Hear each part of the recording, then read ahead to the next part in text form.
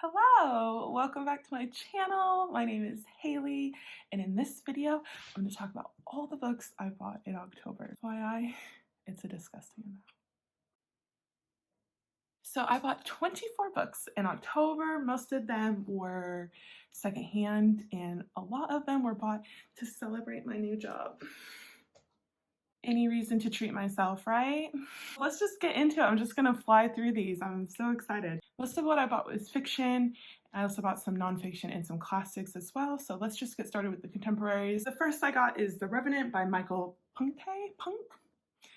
If it's Punk, that's a cool last name. This is a frontier man story. Don't know too much about it. I got it for my husband, but I'm probably going to read it also. It also was made into a movie with Leonardo DiCaprio in it. The next book is Home Fire by Kamila Shamsie. This has been on my TBR for a long time. I kind of remember what it's about, but I'm not sure. It's kind of more of like a family drama story, and I'm really looking forward to reading that one. The next I also bought for my husband, but again, I'm probably going to read it too, and it's Recursion by Blake Crouch. This is the sequel to Dark Matter, which we both really enjoyed. So this was at the thrift store. I just picked it up because we both liked it, the first one, and really excited to read that one. I'm not sure why I bought this, but it's Alaska by James Michener. My dad loves James Michener. He's read so many of his books, and he just like always tells me to get them. He's always like, you should read them, you should read them.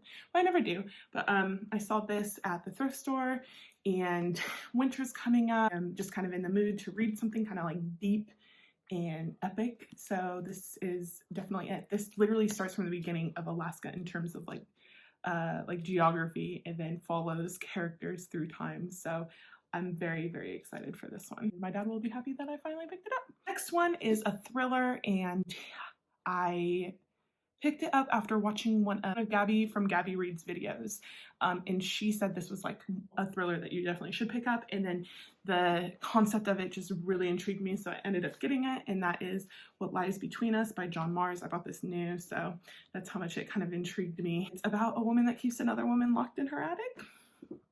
I'm here for it. The next is Stephen King's Cell. I kind of just buy Stephen King books on, like, if I see them, I'll buy them if they're used.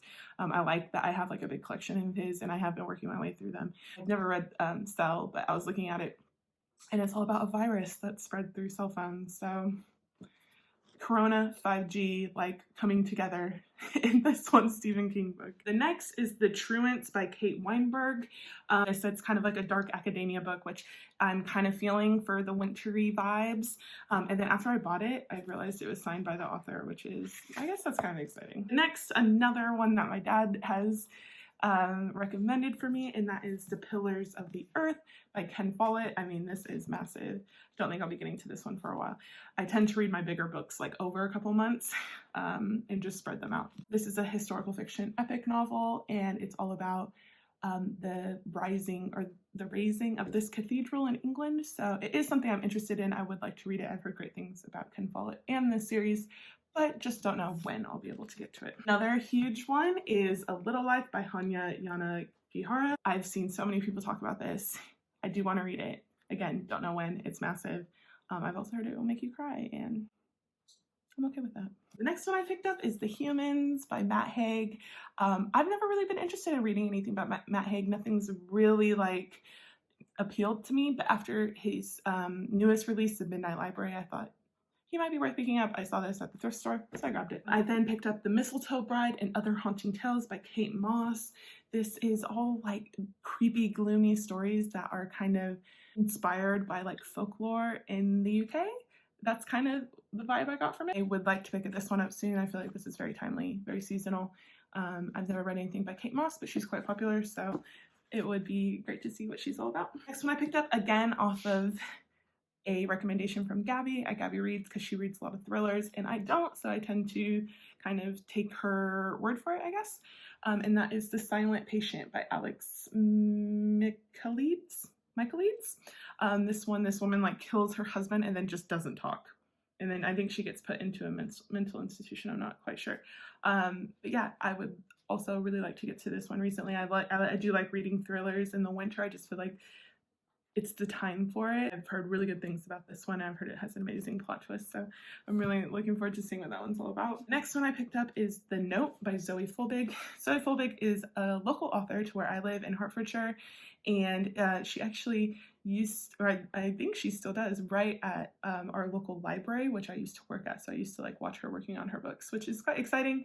And she writes romances. Supposedly it's kind of like the fictionalized story of how her and her husband met, and where we live in Hitchin, that's the town I live in, it's very much a commuter town, so everybody commutes into London to work, and so this story is about a woman who sees a guy on the train and is really interested in him, so passes a note to him, and apparently that's how her and her husband met, which is romantic, I guess. Yeah, nothing says love like shoving onto a commuter train to London, but I really want to read it, and she's very active in our local community, so I'm very happy that I was able to pick that one up. The next one is Sabriel by Garth Nix, and I feel like I've owned this book my entire life, but I've never read it, and then somebody was saying something about it the other day, and I said, you know what, I should read that book, but I did not want the British cover. I wanted the cover of the book that I grew up with, which is this one. So I found this on Apes Books and ended up buying it for like $2 or £3, published in '96. So yeah, I think I bought it when it came out. But yeah, I know nothing about this story, just that it's an amazing young adult fantasy. And yeah, I'm hoping that I can get to it soon. I just love this cover. I'm hoping to get like the whole series in this cover. I think that would be amazing. The next book I got was Artemis by Andy Weir. He wrote The Martian. It's all about civilization on the moon. I love that stuff. I want to read this one ASAP. So just moving on to some of the classics that I got this month, I picked up By the Pricking of My Thumbs by Agatha Christie. I love this cover. Sorry, I'm just trying to see if I can get it in. Yeah. Amazing and so creepy, and then also it has just a lovely photo of her in the background. It says here, by the pricking of my thumbs, something wicked this way comes, Macbeth. Interesting. I just love having like old classics, and I love having Agatha Christie classics also, so I picked that one up at the thrift store. I also picked up The Crucible by Arthur Miller, which is a play all about the Salem witch trials. So I read this one many times. It's one of my favorite plays to read, and I think I might pick it up again soon, because for me, it just kind of fits into that November vibe. I bought The October Country by Ray Bradbury, a bunch of creepy stories. I like Ray Bradbury. If you've never read any of his stuff, he wrote Fahrenheit 451, The Martian Chronicles, I think, something like Wicked This Way Comes, speaking of it, and this one. So I'm really excited to get into this one. Funny story is I bought this off Apes Books, and I wanted a very particular edition, and they didn't send me the right edition. They sent me this one, but this one ended up being cooler, so I didn't return it. Very creepy cover. I like it. Next one was just kind of a spur of the moment buy. I'm not sure if I'm gonna read it or not, and that is Tarzan of the Apes by Edgar Rice Burroughs, but it was only £2 and it's like brand new, and I just love this cover.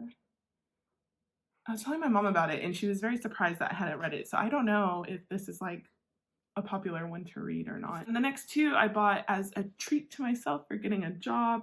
I picked up The Turn of the Screw by Henry James because Netflix just released The Haunting of Bly Manor, which apparently is based off this, and I've never read anything by Henry James. He's always been kind of like on my TBR list, just like in general, but never really picked anything up by him. Looking forward to getting into this one. It's quite short. Hopefully by the end of the year I can get into I can pick this one up. And I also picked up Great Expectations by Charles Dickens. I can't remember what video I saw this recommended on, but they recommended this one as like a fall winter read. I've never read anything by Charles Dickens, but he does seem like the kind of author that I would enjoy. Like I really like very deep dives into characters and plots and time and stuff like that. So I just picked this one up. I think it was buy one get one half off on classics and stuff. So I'm looking forward to reading this. Like I said, I've never read Dickens, so it'll be interesting to see if I like him. And then just to round things off, I picked up a couple of nonfiction books, which I am very excited about. I picked up Stephen King on writing. I'm not a writer. I don't particularly enjoy writing, but I've heard really good things about this, and also just love having Stephen King in my collection. This one I'm very excited for, and I'm not sure why. Well, I know why, but it's America Before: The Key to Earth's Lost Civilization by Graham Hancock.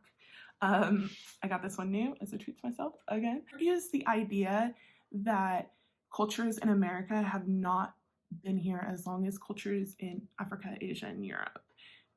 maybe not Europe. Oh, it says here, we've been taught that North and South America were empty of humans until around 13,000 years ago. But new discoveries have radically reshaped this long-established picture, and we know now that the Americas were first peopled around 130,000 years ago. That sounds amazing! I mean, I love reading about American history, but I also love reading about archaeology and anthropology and just like, not just American history in general, but just like the long scope of human history. Like, I'm very, very interested in that.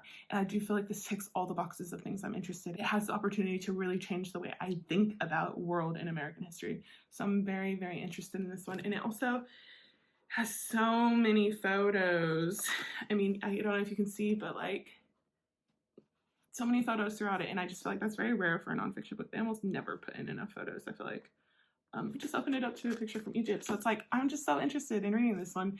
I thought about putting it on my nonfiction November book or TBR list, but it's quite big, so I think I'll pick it up another time, but it's definitely on my list. My very last nonfiction book and book of this haul is The Wordy Shipmates by Sarah Vowell. I've been interested in Sarah Vowell for a long time. She writes about American history, particularly like colonial Puritan American history. And this one is all about the Puritans in the Mayflower community. And I just finally decided to pick something up by her because I've heard of her so often, and I always come across her covers and they're just amazing. All of her covers have these like action figures, which I'm really into. And as I was flipping through it, it doesn't seem to have any chapters. So I'm like kind of interested in the style of writing that she has. Like, I've never read anything by her. So I'm interested to see how this one is gonna go. That is it. That is all 24 books that I've bought this month. It's not a good habit to have. I have officially ran out of bookshelf space. Me and my husband live in a 1-bedroom flat, so my books are just stacked up everywhere. Like, I don't know what to do with all of them. But when books are $3 for $1 at the thrift shop and you can get like the best books, like brand new books almost, like how can I not buy them, right? If you've seen anything in this video that looks good to you or that you've read or you want to recommend to me, please let me know in the comments below. I would love to hear from you. Thank you so much for watching this video, and I hope to see you in another one. Bye.